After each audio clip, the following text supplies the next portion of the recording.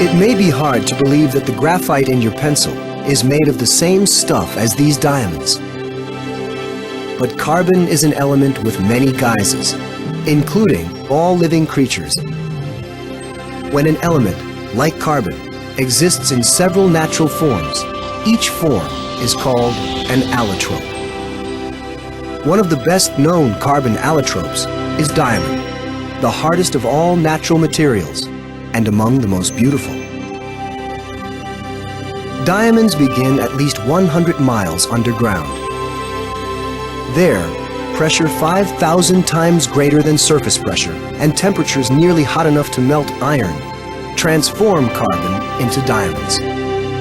And there they stay, until blown to the surface by the spew of a particular kind of volcanic eruption, a kimberlite eruption. The last diamond-spitting eruption happened over 100 million years ago, leaving its plumbing, known as kimberlite pipes, as evidence.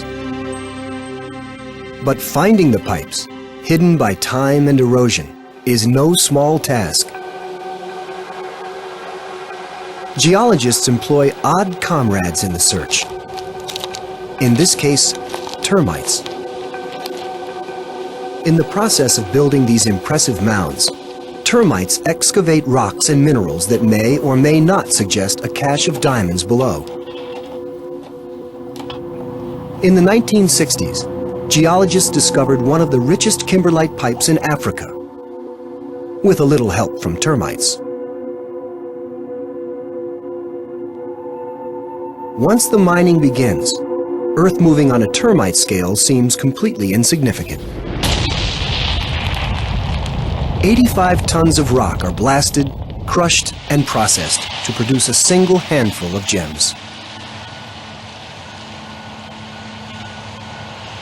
At the Finsch mine in South Africa, miners have been digging for 30 years. This hole is 2,500 feet wide and 1,200 feet deep.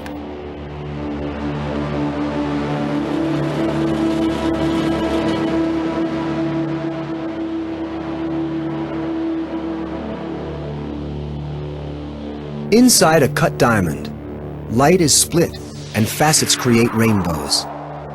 But the sought-after gem is nothing more than pressure-packed carbon atoms. The tight crystal structure makes diamonds hard as well as beautiful.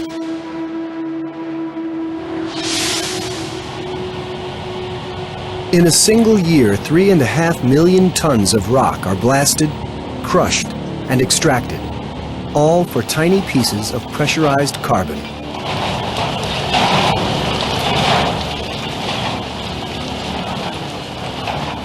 Only 20% of the diamonds unearthed make the grade as gems. And after all that, it turns out that diamonds are not forever. In several million years, these hard-won gems will disintegrate.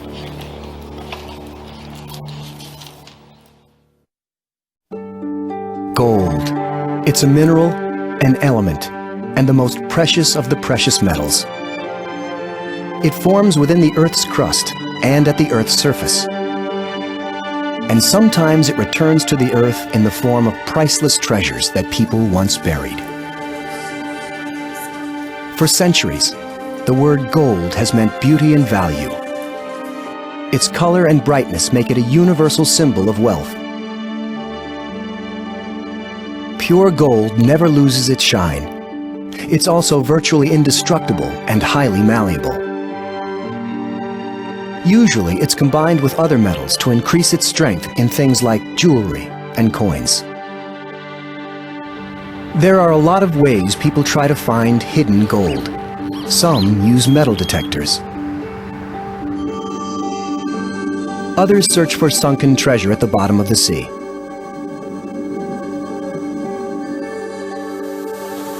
But most gold seekers hope to mine it from the earth in its native form. Many miners will go to extremes and endure harsh conditions in pursuit of a dream. On the Rio Madeira in Brazil, the river runs heavy with gold. Here, the men have devised their own, rather unique methods for extracting whatever gold they can find. Deposits of gold that reach the surface of the earth are typically mined as very fine particles in the beds of lakes and rivers. To reach the riverbed of the Rio Madeira, these gold seekers use a crude drill shaft. It dredges up tons of silt and stone in an exhausting, around-the-clock job. Ridged carpets act as filters to catch any gold. While sand and gravel float away, heavier gold particles sink to the bottom of the carpets.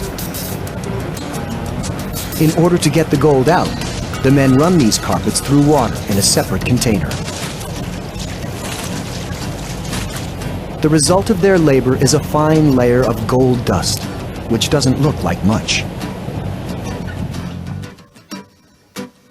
In a process called smelting, the dust is fused and melted to produce a metal patty. At the end of a long day's work, they may wind up with a patty worth $1,000. Back in town, the gold patties are combined and melted into a 15-ounce bar of gold that's sold for about $6,000. It's a tough way to earn a living. But for these miners, the price of gold is worth it. We live on a planet whose crust is miles thick with rock. Rock is the basic unit that makes up our solid Earth. It supports everything, from the ground we walk on to our oceans, our deserts and mountains. When we talk about rocks, we're also talking about minerals. All rocks are made from more than one mineral. Geologists define a mineral as a naturally occurring solid that has a distinct chemical composition and consistent internal structure. Minerals can be elements or compounds. Gold, silver, and diamonds are three examples. The Earth is constantly changing, and so are the rocks and minerals it contains. They get redistributed and recycled over and over again in a process called the rock cycle. Over millions of years, rocks are continually made, changed, and destroyed. At the surface, people break down the Earth's rocks and put them to good use. Throughout history, we've learned to depend on them. Today, they help cover our roads, support our buildings, and decorate our lives. Forces of nature also take their toll on rocks at the Earth's surface. Wind, water, and gravity are always at work to wear down or erode the rocks around us. The results can be very dramatic. But for all of this destruction, new rocks are constantly forming. Some particles of rock get deposited and hardened into sedimentary rock. Others get buried, compacted, heated, and recrystallized beneath the Earth's surface. Temperatures are so hot at great depths in the Earth that rocks and minerals often melt and become liquid. Over time, the liquid cools, creating new rocks that eventually get pushed to the surface again.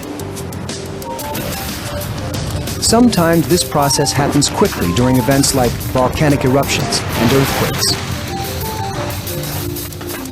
But most of the time, it takes millions of years. As a result of this ongoing cycle, the Earth holds a tremendous variety of rocks that differ in the minerals they contain.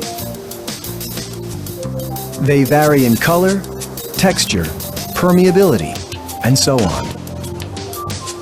Geologists study these rocks in search of valuable clues about the history of the Earth.